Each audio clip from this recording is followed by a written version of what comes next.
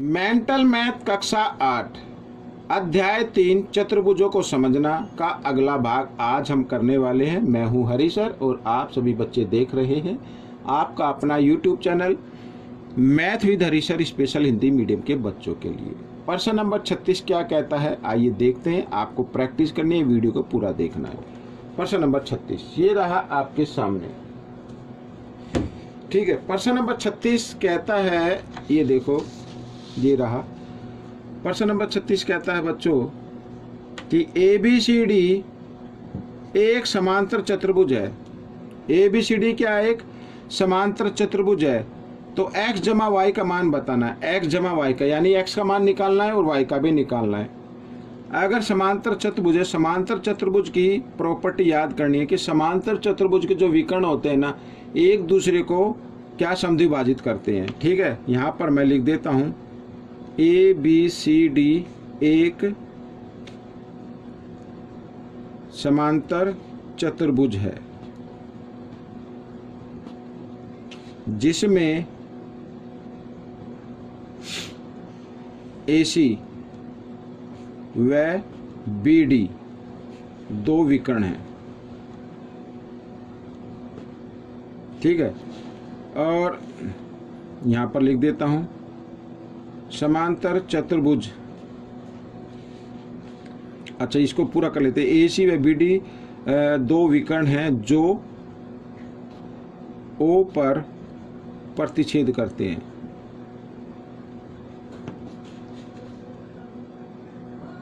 ठीक है,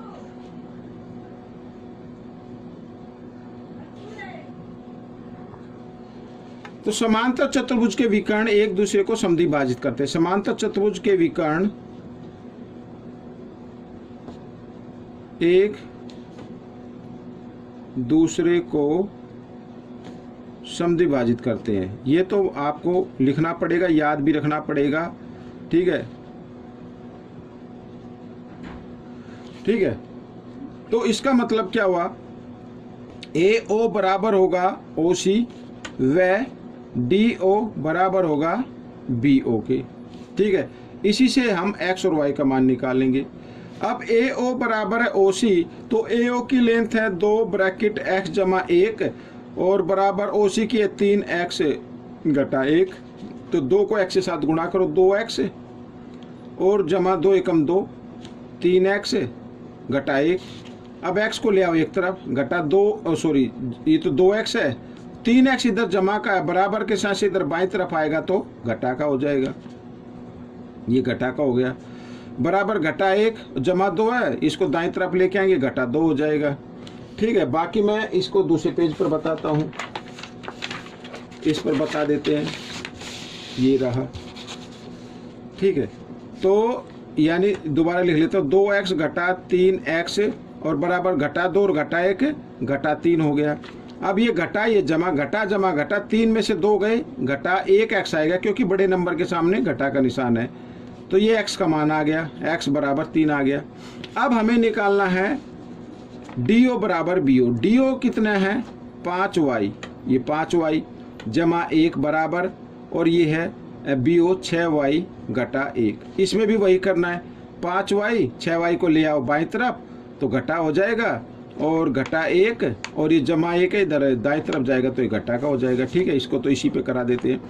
अब ये घटा जमा घटा, तो 6 में से 5 गए, 1 y आएगा लेकिन घटा का आएगा क्योंकि बड़े नंबर के सामने घटा का है। वो इधर घटा 1 और घटा 1 घटा 2 हो गया, घटा से घटा का निशान कट गया, y बराबर 2 आ गया। हमें जो मान निकालना वो निकालना है, ये देखिए x जमा y, यानी x जमा y। x का मान कितना आया है आपके सामने, x का मान हमने निकाल लिया, ये रहा 3, तो 3 जमा y का मान आया 2। ठीक है, और दोनों को जमा किया तो आ गया 50। ये आपका उत्तर बन गया। ठीक है, आइए करते हैं प्रश्न नंबर 37। प्रश्न नंबर 37 क्या कहता है, देखो कहता है यदि एक आयत के विकर्णों का योग 26 सेंटीमीटर है तो उसकी एक भुजा 5 सेंटीमीटर है। तो आयत की अन्य भुजाओं की लंबाइयों का योग बताना है। आयत की अन्य भुजाओं की लंबाइयों का योग बताना है। ये आयत हो गई इस तरीके से। अब इसमें एक चीज याद रखने वाली है, ये ABCD नाम दे देते हैं, ठीक है।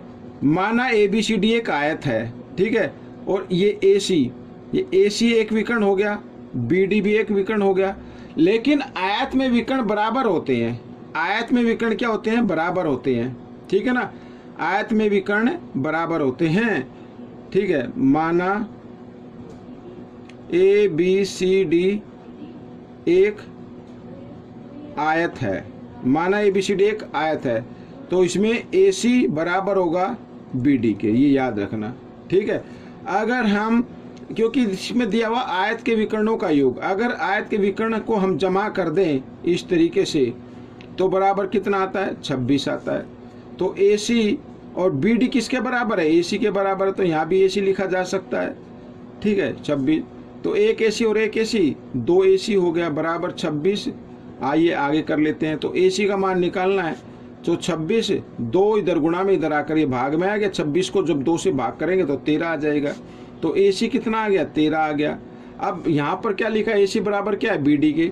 तो मैं एक बार फिर लिख देता हूँ, AC बराबर है BD बराबर 13, ठीक है। ये 13 आ गई बच्चों, यहाँ पर ये मान लेते हैं 13 क्या है? सेंटीमीटर, ठीक है। अच्छा, इसकी एक भुजा 5 सेंटीमीटर है, मान लीजिए ये BC है, क्या 5 सेंटीमीटर है, ठीक है। तो AB निकालनी है, पहले AB निकालनी है। तो अब क्योंकि आयत का प्रत्येक कोण 90 डिग्री का होता है, तो हम त्रिभुज लेंगे, त्रिभुज ABC, ये वाली त्रिभुज लेंगे। अब त्रिभुज ABC लेने पर हम पाइथागोरस प्रमेय का प्रयोग करते हुए AC की लंबाई निकालेंगे, या AB की लंबाई निकालेंगे, या BC की लंबाई निकालेंगे। आपको सिर्फ एक ही चीज़ याद रखनी है, सारी चीज़ याद रखने की जरूरत नहीं है, कि पाइथागोरस प्रमेय क्या कहती है कि जो 90 डिग्री के सामने भुजा होती है, ठीक है ना, AC, इसमें तो AC है, तो उस AC का वर्ग बराबर होगा अन्य दोनों भुजाओं के वर्गों के योग के बराबर, ठीक है। आइए लिख लेता हूं, त्रिभुज ABC में, त्रिभुज ABC में, तो AC का वर्ग बराबर होगा AB का वर्ग जमा BC का वर्ग, इस तरीके से। लेकिन AC का तो दिया हुआ है 13, 13 का वर्ग बराबर AB का ज्ञात करना है, ठीक है। और BC का भी दिया हुआ है 5, 5 का वर्ग। 13 का वर्ग कितना होता है? 169 होता है। 13 को 2 बार गुणा करेंगे, 13 गुणा 13, और AB, और 5 को भी 2 बार गुणा करेंगे, 5 गुणा 5, तो 25 हो गया, ठीक है। आइए इधर कर लेते हैं। तो AB का निकालना ना हमें, तो 169 इधर AB के साथ, ये 25 इधर जमा में 169 के साथ आएगा तो घटा में आ जाएगा, ऐसे। अब हमने इसको घटा देना, 9 में से 5 गए 4, 6 में से 2 गए 4, और 1 का 1 आ गया। अब जो 2 इधर वर्ग के रूप में था, बराबर के साथ से इधर लेके आएंगे तो वर्गमूल में बदल देंगे, और 144 का वर्गमूल होता है 12, ठीक है ना। अगर नहीं पता लगे तो 144 के आप ऐसे गुणनखंड करना और वर्ग में 2 का जोड़ा बनाना है, ठीक है। तो उनमें से एक संख्या निकाल के गुणा कर लीजिए, तो 12 आ गया। तो AB कितनी आ गई? 12 सेंटीमीटर आ गई। अब उसमें पूछा है अन्य 3 भुजाओं की लंबाइयों का योग बताना है। अब बच्चों, आयत की आमने सामने की भुजाएं क्या होती है? बराबर होती हैं। मैं यहाँ पर लिख देता हूँ, हम जानते हैं आयत के आमने सामने की भुजाएं बराबर होती है,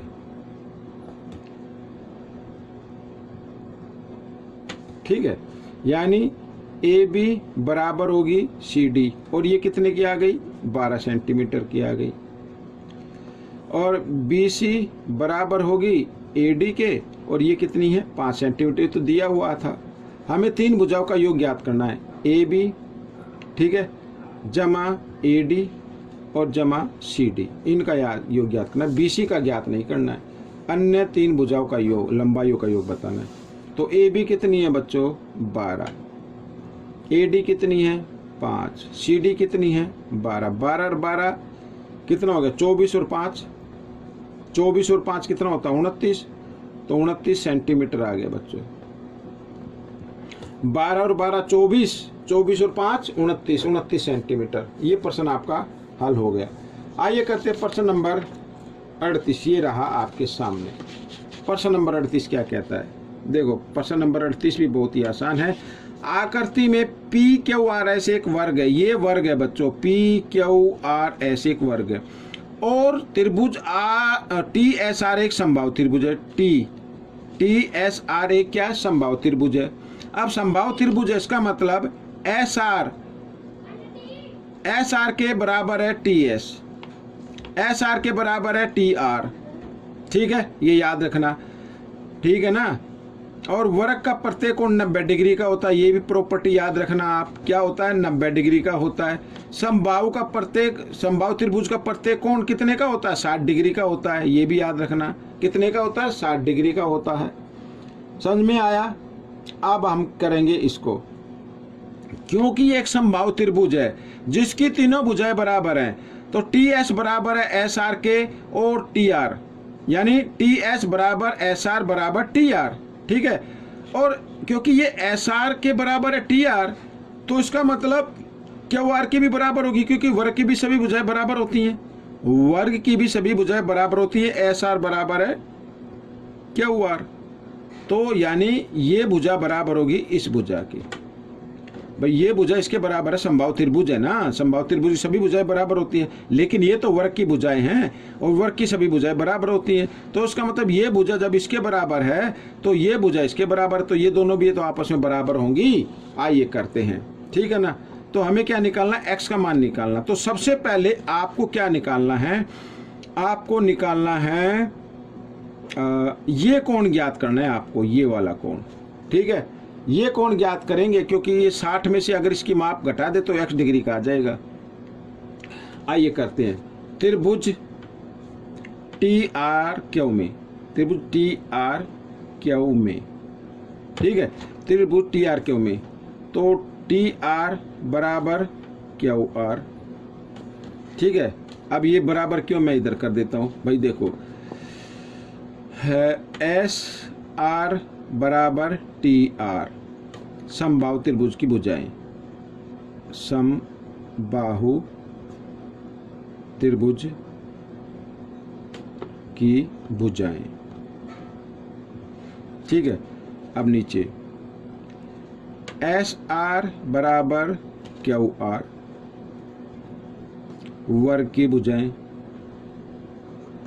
वर्ग की भुजाएं बराबर होती हैं। अब ये समीकरण 1 मान लो और ये 2 मान लो, ये वाला। अब देखो एस आर तो एस आर के बराबर है, तो टी आर किसके बराबर होगा, क्यू आर के, वही लिखा है, ठीक है। जिस त्रिभुज में 2 भुजाएं बराबर होते हैं उसके सम्मुख कोण भी क्या होते हैं, बराबर होते हैं। ये कोण 1 मान लेते हैं, कोण 2 मान लेते हैं, ठीक है।